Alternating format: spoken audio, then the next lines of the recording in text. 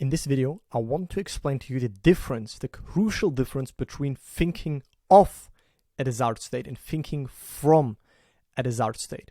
Because as long as you think of your desire, of the state that you would like to be in, of the circumstances that you would like to have, you're basically indicating to the mirror of life that you don't have it yet, that it is not yours yet, that you're still waiting for it, hoping for it, and telling to yourself, oh, it would be so nice if I could have this. You think of it. If you start to learn and master the art of thinking from your desire, well, that is how you actually start to live in the desired state, make it natural, view the world from already having achieved the desire, and that is then how the manifestation can come to you. So with that, let's just dive right into this video. And first, I want to look with you at some quotes from Neville Goddard on the topic of thinking of versus thinking from. And then I want to show you an illustration to really portray what I mean with that. So let's just dive right in. I'm calling upon everyone to put this into practice. Every desire contains its own satisfaction to be fed upon. It's entirely up to you. You may feed your hunger by thinking of your desire, or you feed its satisfaction by thinking from its fulfillment. That already is a crucial difference. Please understand this. If you keep thinking of the desire, you feed your hunger. You feed the desire. You really feed like, oh yeah, it would be so nice. You keep hungering it, right? Hunger is basically another word for desire, for this burning desire of wanting to experience X, Y, and Z, or see these new circumstances. So if you continue to think of it, you feed your hunger for the desire. If you feed the satisfaction, right? If you start to think from it, then you start to be satisfied in the here and now to already have it, to already be it. When I know what I want in this world, when I'm thinking of it, it's always beyond me. When I know what I want, I enter into that state and think from it. That is what we want to do. That is what we want to learn. And that is what I want to explain to you now with this illustration. So let's just assume that you want to go hiking. You want to climb this mountain. That's right now just a metaphor for the goal that you want. Okay.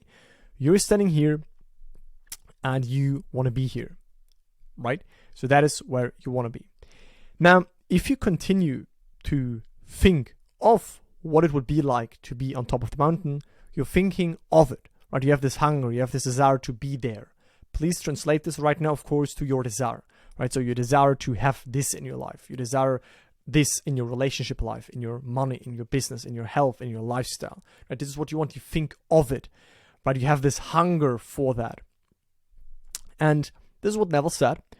When you know what it is, you must assume the feeling that you have it, right? Although your reason and your senses deny its existence, persistence will cause your assumption to harden and objectify itself upon the screen of space. What does that mean? Well, we want to put us, although maybe we physically stand here. So let's just say physically you stand here, you can think of it, but you can close your eyes. Again, don't put this right next to the mountain example. That's just a metaphor for your desires, all right? But let's just say you stand in front of this mountain, so you stand in front of your desire. Your senses tell you, like Neville said, your senses tell you that it's not there. They deny its existence.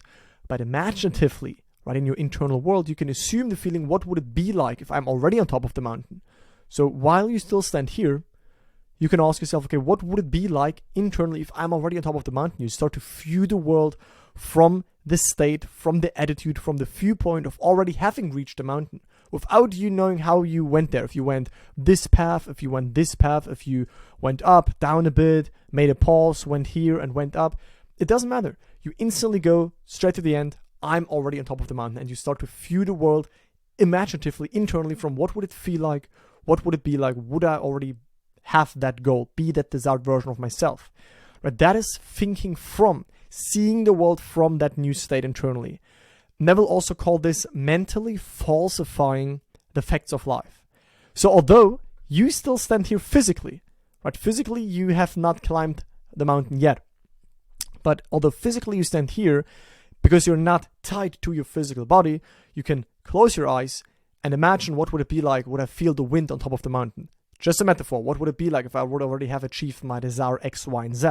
And view the world from that. Have the attitude, have that viewpoint of the already achieved desire. That is what thinking from is. And that assumption right? That if you persist in it, if you make it natural, if you maneuver back into it, that will harden into effect. That is what will manifest, of course, via a bridge. So if we bring that back to the mountain example, you will then find a way to go up to this mountain, but you won't exactly how. The bridge will unfold. Maybe you, like I said, you climb this way, then that way, then that way, then that way, and then you end up here. Internally, you already stood here all the time because you started to think from it.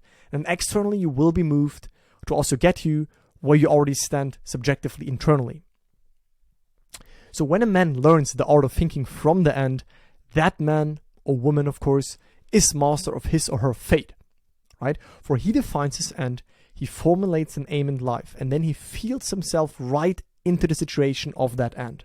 So you feel yourself right to already be on top of the mountain. Now the whole vast world and all within it is nothing more than the appeasement of hunger. Let this sink in. What Neville is meaning here is that your whole life, the whole world, is the appeasement of hunger. New arising desires within you. The desire to go there, the desire to have this, the desire to be here, the desire to be in this relationship, the desire to have more money, more clients. It's all new hunger that arises within you that we want to appease because we don't want to keep hungering, keep desiring all the time. And there are infinite states from which you may view the world to appease that hunger. But if you, from your current state, think of your desired state, you keep hungering, right? You keep hungering for that state that you seemingly put at the distance by thinking of it. If you start to put yourself in that new state and view the world from that new state, internally, you falsify the facts of life. You see your world, you see your life as you would see it, what your goal would already be manifested. That is how you think from it. So it's an art to practice. It's a muscle that you need to practice. And the first man can't do it. What is the first man? What does Neville refer to when he says the first man can't do it? He refers to the physical you, the outer being. But the outer being can't go to the end. The outer being is bound to whatever is here right now. But the inner man, the internally, you could already subjectively appropriate a new state, a new identity that is then over time expressed. So the first man can't do it. He can only feed upon what his senses dictate, right? So the outer you is bound to your senses. The mind is forever bound to the senses, to what is there right now. So wherever he is, he feeds upon the facts of life as he sees the facts, right? That is why you should be really cautious and not let the facts of life suck you in and you think, okay, that's only what is and I can't assume anything else for me to be true. Right? I talked about that in my mirror principle video, where I spoke about how to really master the mirror cycle of life, how to escape this vicious loop of taking a cue from the current circumstances and polluting your set and getting more of the same, how to actually escape that. So check out the video. And it takes the second man, right? It takes this imaginative you. It takes you consciously imagining the end to disengage from the restriction and enter into any state, right? Any state in the world, and feed upon it. And then in time, bring the first man to feed upon it. That is what is so important. First, you stand in the end within. It's already done for you within. And then externally, you will move across a bridge, a series of events, to also stand externally where you already are internally. All the hungers can be satisfied, like the hunger for security. Now, Neville mentions some examples for desires, right? The desire for security, the desire for a better job, the desire for a raise in authority in your present position, the hunger for, you name it. Whatever your desire is, there is no limitation. There is no, okay, for this desire it works, for this desire it does not work. It's always the same. You're in the current state, you desire a state that is right now unoccupied, therefore it feels like a desire. Once you start to think from that desire and make it natural, it no longer remains a desire. It's now normal for you within, and then you can get it outside. Every hunger can be satisfied if you apply this principle. Okay, this is a crucial point. And what are the results? So now let's just say you understand this better, you start to apply this in your life. So the results are, first of all, a knowing that it is done, because you will dwell, by thinking from, you dwell in the wish-fulfilled state of already having achieved your desire. Also an excitement that it is part of your life now, a thankfulness that it is yours, a relief of possession that feels very fulfilling. Of course, also a change of reactions, right? You're no longer react to seemingly opposite old circumstances because you now already view the world from that new state, from that desired identity that already has achieved the goal. So when this satisfaction is yours, you no longer hunger for it.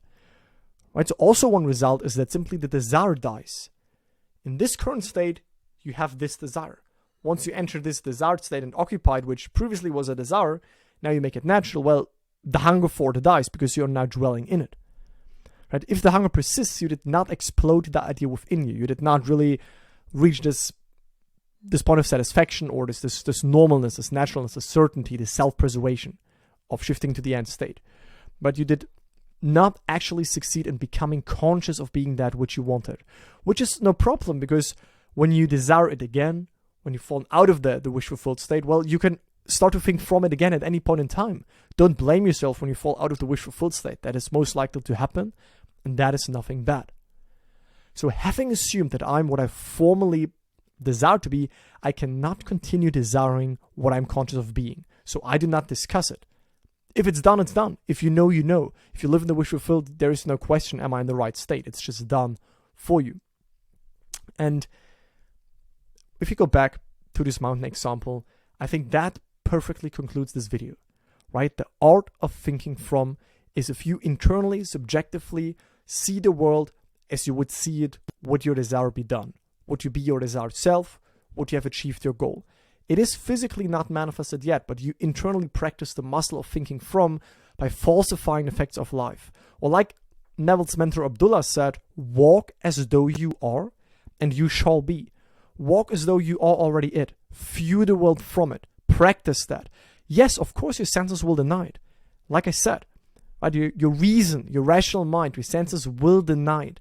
But if you continue to dwell in that end state, if you continue to view the world from that end state or imagine scenes that imply you are there, you go back to, you nurture that, then it will harden into fact because that is the principle of life. Your life is a mirror that shows you whatever you have alive within yourself. So that is the art of thinking from. Practice that. Let me know in the comments down below if you liked that, if that was helpful, if you already practiced the art of thinking from, and if you have any questions. And also if you need any help, as you know, I have 2 main links always linked in the video description and also in the pinned comments. One is my free masterclass, straight to the point, no hype, no fluff, if you want to learn how to manifest any goal. And if you want accountability, you don't want to be alone on your journey, you want like-minded people, you want my support, you want a system step-by-step that you can follow to integrate all of these teachings in your life and manifest your desires, then just apply for a free call with me or my team. That's the second link, so we can find out if we are a good fit to work together. That's it from my side. I look forward to speaking to you in the next one. Bye, guys.